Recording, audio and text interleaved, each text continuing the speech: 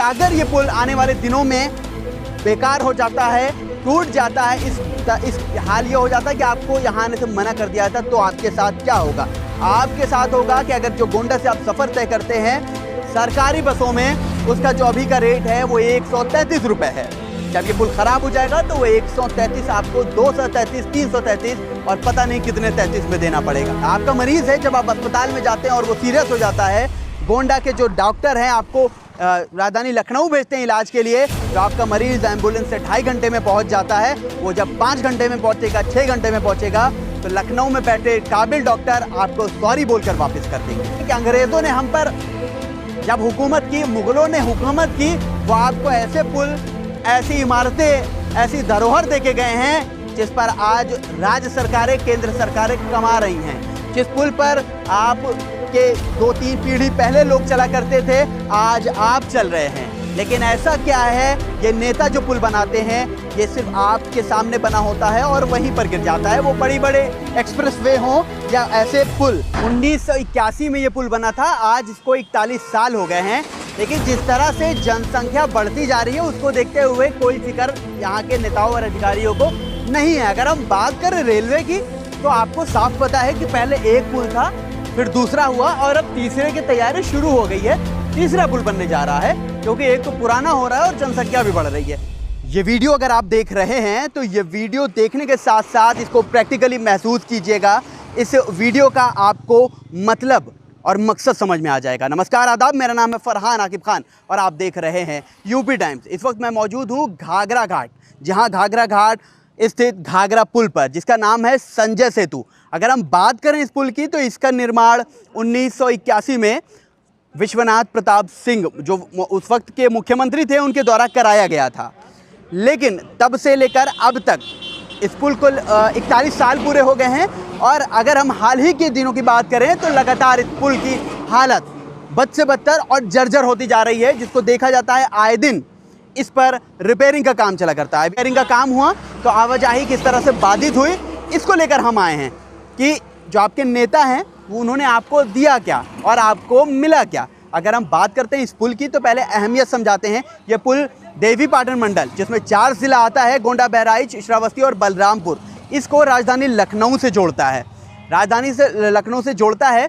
इससे जो लोग हैं डेली काम करने वाले, अप एंड डाउन करने वाले, जिनको राजधानी लखनऊ से और भी काम होता है, हाई कोर्ट की अगर हम बात करते हैं जिनको वहाँ जाना होता है, तमाम जो स्टेट ऑफिस होते हैं वहाँ जाना होता है, या बिजनेस पर्सन की अगर हम बात करते हैं जो अप एंड डाउन करते हैं, वो मरीज़ों की बात करते हैं जो लखनऊ में बड़े अस्पताल हैं वहाँ से फ़ायदा उठाते हैं, वहाँ से जिनको सेहत मिलती है, और जब वो लोग उनका आना जाना होता है तो वो 2.5 से 3 घंटे में होता है। अब हम आते हैं इस पुल को लेकर कि अगर ये पुल आने वाले दिनों में बेकार हो जाता है, टूट जाता है, इस हाल ये हो जाता है कि आपको यहाँ आने से मना कर दिया जाता, तो आपके साथ क्या होगा? आपके साथ होगा कि अगर जो गोंडा से आप सफ़र तय करते हैं सरकारी बसों में, उसका जो अभी का रेट है वो 133 रुपये है। जब ये पुल ख़राब हो जाएगा तो वो 133 आपको 233, 333 और पता नहीं कितने 33 में देना पड़ेगा। जो आपका सफ़र का जो ड्यूरेशन है टाइम का, वो अभी 3 घंटे एवरेज है, वो आपको 6 घंटा देना पड़ेगा। जो आप सुबह निकलते हैं, काम करते हैं, शाम को आ जाते हैं, 6 घंटा आना, 6 घंटा जाना, आपका काम भी नहीं होगा, तो आपकी जेब का जो बोझ है वो बढ़ने वाला। आपका मरीज़ है, जब आप अस्पताल में जाते हैं और वो सीरियस हो जाता है, गोंडा के जो डॉक्टर हैं आपको राजधानी लखनऊ भेजते हैं इलाज के लिए, जो आपका मरीज़ एम्बुलेंस से 2.5 घंटे में पहुंच जाता है, वो जब 5 घंटे में पहुंचेगा, 6 घंटे में पहुंचेगा, तो लखनऊ में बैठे काबिल डॉक्टर आपको सॉरी बोलकर वापस कर देंगे। तो ये जो तमाम चीज़ें हैं, उनके ज़िम्मेदार कौन हैं, अब उस पर आते हैं। वो लोग हैं आपके विधायक और आपके सांसद। सिर्फ देवीपाटन मंडल की बात करें 20 विधायक, लोकसभा की बात करते हैं 4 सांसद, गोंडा के 7 विधायक, बहराइच के 7 विधायक, बलरामपुर के 4 और श्रावस्ती के 2, 4 सांसद अगर अपने पे आ जाएं तो एक पुल नहीं, आपको 4-4 पुल दिलाएंगे। लेकिन उनको इससे मतलब नहीं है, उनको मतलब है तो महज अपने वोट से, और वो वोट आप देते हैं फ्री राशन पर, बड़े से झोले पर, जिस झोले में आप भीख मांग सकें, वो उस पर आपसे वोट मांगते हैं। अगर आपने तरक्की पर वोट किया होता तो आप देवीपाटन मंडल गोंडा ज़िले में आपके पास एक अच्छा कॉलेज होता, एक अच्छा मेडिकल कॉलेज होता, एक अच्छा हॉस्पिटल होता, कारखाने होते, जिसकी वजह से आपको लखनऊ, दिल्ली, मुंबई, चंडीगढ़ नहीं जाना पड़ता, आपको अपने ज़िले में रोज़गार मिलता। आपने कभी अपने विधायकों से, सांसदों से, नेताओं से सवाल किया? कभी नहीं किया, जिसका फ़ायदा उन्होंने हमेशा से उठाया है।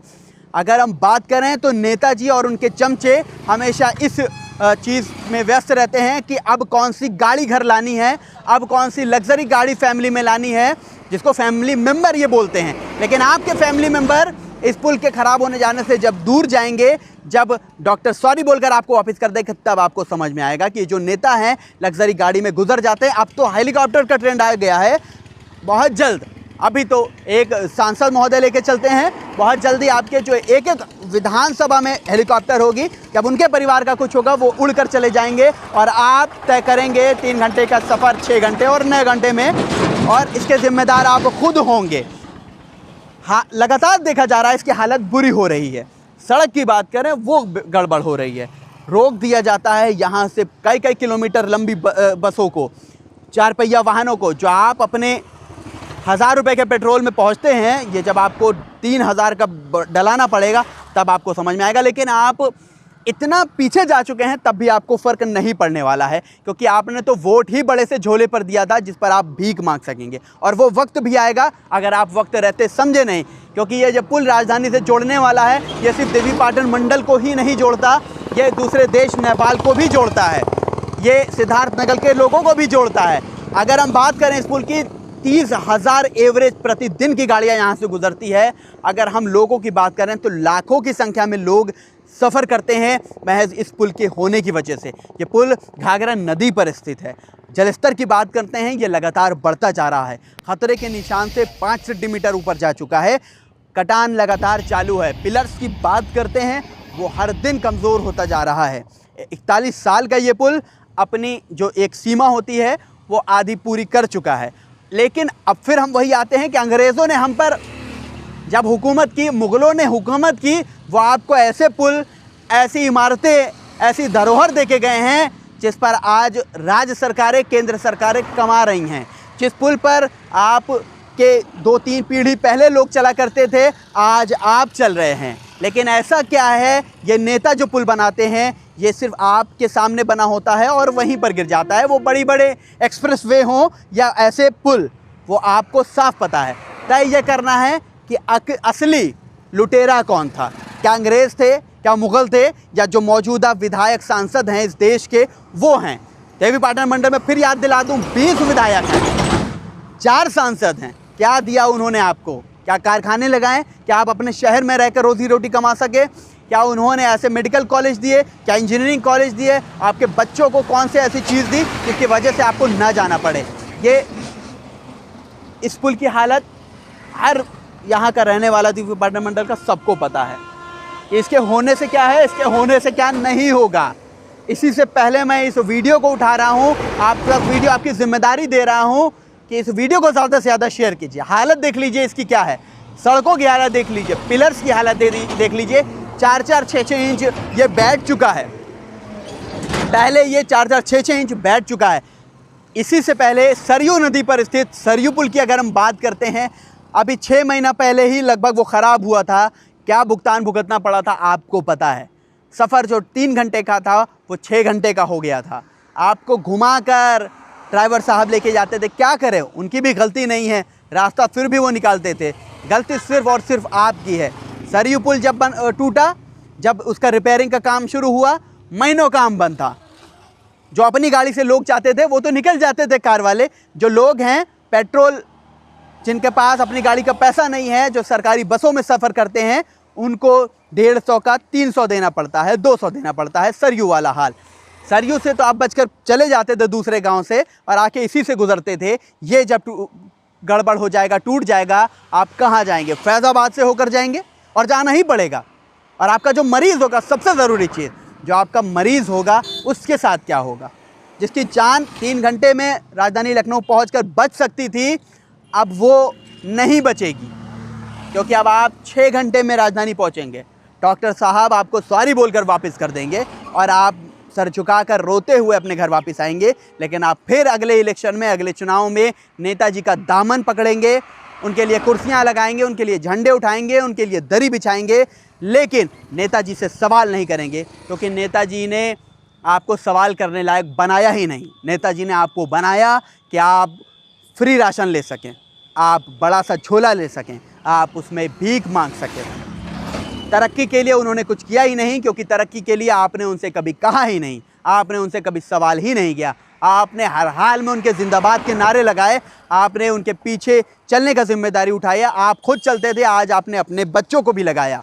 आपने कभी विकास के लिए वोट नहीं किया, तो नेताजी ने भी कभी विकास के लिए काम नहीं किया। नेताजी ने काम ऐसे किए कि बस आपके सामने की सड़कों पर पैचेस लगा दिए, और वो पैचेस सिर्फ सड़कों पे नहीं लगाए, वो पैचेस आपके किस्मत पर भी लगाए, आपके जो काम थे उन पर भी लगाए। और यही कारण है कि नेताजी सिर्फ ऐसे काम को लेते हैं विधानसभा में आवाज़ उठाकर और लोकसभा में कि नेताजी ज़्यादा से ज़्यादा माल बचा सकें, ज़्यादा से ज़्यादा हिस्सा बचा सकें, ज़्यादा से ज़्यादा टेंडरों में चोरी कर सकें। नेताजी ऐसे काम लेकर आते हैं, ऐसे काम नहीं लेकर आते हैं जो आपके सवाल के जवाब बन सकें, लेकिन नेताजी ऐसे काम लेकर आते हैं जिनमें घर में एक और लग्जरी गाड़ी आए। हर साल जब कोई बड़ी कंपनी लॉन्च करे तो वो गाड़ी आए। अब हेलीकॉप्टर का भी ट्रेंड आ गया है, कुछ दिनों में तमाम विधानसभाओं में वो भी दिखेगा, और उसके ज़िम्मेदार आप होंगे। मैं आया हूँ आपके फ्यूचर को लेकर, आपके भविष्य को लेकर, कि आप इस पुल के टूट जाने से, इस पुल के ग्रस्त हो जाने से आपका सफ़र ऐसा ना हो कि आपकी जेब पर फ़र्क पड़े, आपके वक्त पर फ़र्क पड़े, आपके अपनों पर फ़र्क पड़े, और आपके अपने आपसे दूर चले जाएं, क्योंकि नेताजी उड़कर भी चले जाएंगे, आपको यहीं से जाना पड़ेगा। और ये आपकी जिम्मेदारी बनती है। वीडियो को ज़्यादा से ज़्यादा शेयर कीजिए, उन नाकारा नेताओं तक पहुंचाइए जिसके ज़िम्मेदार वो बनने वाले हैं, जिसके ज़िम्मेदार वो बने रहे अब तक, जिसके ज़िम्मेदार वो रहे कि आपके बच्चे बेहतर शिक्षा नहीं पा सके, आप अच्छा रोज़गार नहीं पा सके, आप अपने ज़िलों में, देवी पाटन मंडल में एक अच्छा कॉलेज यूनिवर्सिटी नहीं पा सके। बहराइच में 7 विधानसभाएं हैं, कौन से विधायक ने, कौन से एमपी ने आपकी आवाज़ को उठाया? बलरामपुर की बात करते हैं, श्रावस्ती की बात करते हैं, किसने अब तक ये जिम्मेदारी समझी है? आप बताइए, आप तय कीजिए। जिस तरह का हाल है, ये पुल है संजय सेतु, 1981 में ये पुल बना था, आज इसको 41 साल हो गए हैं, लेकिन जिस तरह से जनसंख्या बढ़ती जा रही है उसको देखते हुए कोई फिक्र यहाँ के नेताओं और अधिकारियों को नहीं है। अगर हम बात करें रेलवे की, तो आपको साफ पता है कि पहले एक पुल था, फिर दूसरा हुआ, और अब तीसरे की तैयारी शुरू हो गई है। तीसरा पुल बनने जा रहा है, क्योंकि एक तो पुराना हो रहा है और जनसंख्या भी बढ़ रही है। ये पुराना हो रहा है 41 साल बाद, 4 दशकों के बाद। जनसंख्या तब क्या थी, जनसंख्या अब क्या होगी, आप अंदाज़ा लगा सकते हैं। उसको देखते हुए कोई भी फिक्र अधिकारियों और नेताओं द्वारा नहीं ली जा रही है। लेकिन पुल जो है वो अपनी खस्ता हाल की तरफ पर बढ़ चुका है, और लगातार देखे जा रहे हैं जो इसके पिलर हैं वो कमज़ोर हो रहे हैं।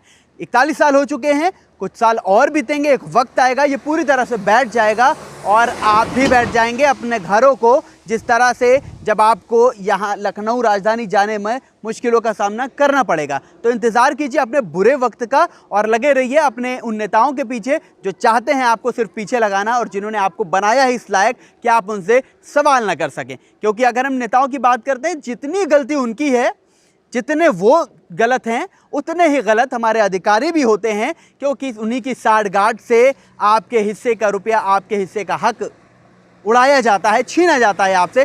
तभी ये हाल होता है कि जो दिक्कतें आती है सोशल इश्यूज़ को लेकर, उसमें सिर्फ नेताओं का हिस्सा नहीं होता, सिर्फ वो गलत नहीं होते, पूरी गलती अधिकारियों की भी होती है। और अगर हम बात करें पूरे प्रॉपर, तो गलती आपकी होती है कि आप उनसे कभी ऐसा सवाल नहीं करते हैं। तो हम सवाल कर रहे हैं, वीडियो को जिम्मेदारी लेते हुए ज़्यादा से ज़्यादा शेयर कीजिए, और उन तमाम नेताओं अधिकारियों तक पहुंचाइए जिनको इस पुल की, संजय सेतु की फ़िक्र नहीं है, घाघरा पुल की फ़िक्र नहीं है, जो लोग यहाँ से लखनऊ की तरफ जाते हैं। कल को बड़ी दुर्घटना हो गई, उसका ज़िम्मेदार कौन होगा? कल को ये इस लायक हो गया कि रिपेयरिंग से भी काम नहीं चलने वाला, उसके ज़िम्मेदार कौन होगा? ये आप तय करें। वीडियो को ज़्यादा से ज़्यादा शेयर कीजिए, मुझे फॉलो कीजिए, और ऐसी तमाम अपडेट्स के लिए देखते रहिए यूपी टाइम्स। मैं फरहान आकिब खान, मुझे दीजिए इजाज़त। धन्यवाद।